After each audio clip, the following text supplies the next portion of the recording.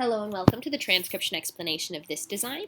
It was done using Loren Sherman's script, which uses a combination of dots and lines on these 4 different stems to make our consonants, and vowels are quite a bit trickier. They're smaller circles, and they have different positions depending on what vowel they are and if they're attached on one of these 4 consonant stems. So this is like an E by itself just on the word circle.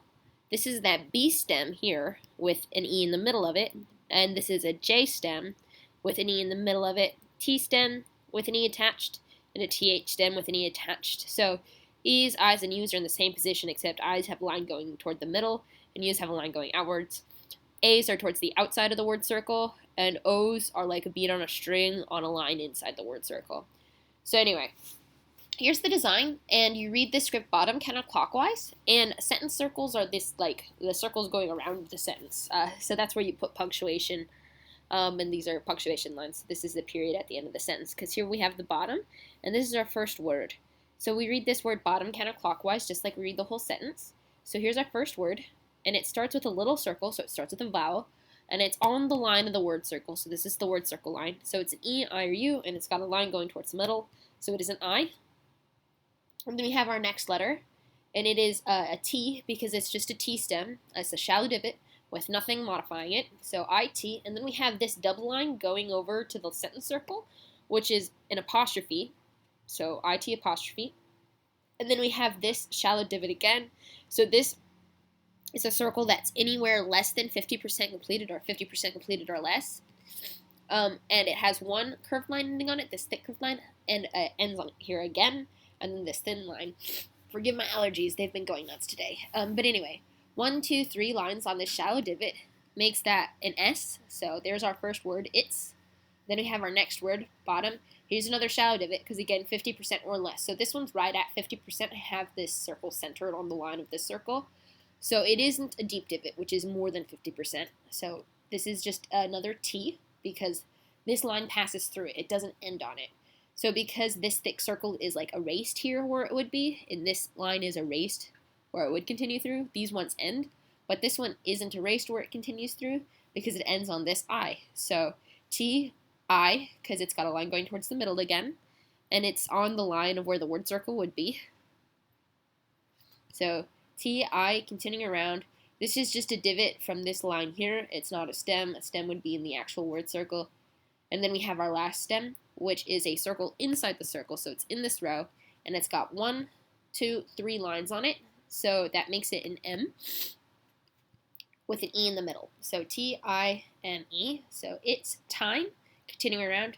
Here we have our next word. This is just an artistic divot on the sentence circle. Since there's no circles or lines on it, it's not punctuation. But anyway, we have bottom of the word circle. Continuing around. Here we have a shallow divot with nothing modifying it other than this vowel, which is, so these closed dots are the dots, but if it's an open dot, it's a vowel. So that is an O because it's like a bead on a string on that line. So 2, and then we have our next word. Here we have another shallow divot with an O on it. And this is kind of tricky because it's like this thin line is the word circle. But this thick line is just another line from this S up here. So T with an O on it. And then we have a double line. So these are 2 thin lines. So this is a double letter. Since they're the same thickness, these 2 letters are the same letter. So we look at these 2 letters and we count up the modifiers, and we know that it's the same letter twice. So 1, 2, 3 lines on this stem is an S, and since it's a double line, it's a double letter, so that's SS. So T-O-S-S, toss. And then we have this thing. The is kind of interesting because it's got like no modifiers in it. But anyway, here we have our word circle, bottom of it. This is just a line from the S here. This is a TH stem because it's on the line of the word circle, like this. And it has no modifiers because, again, all the lines pass through it. So that's just a TH, and then we have a little E at the end. So the, and then we have this last word, deep divot, with 1, 2, 3 dots. The only dots in this design, yay. So D, and then we have an I line going towards the middle.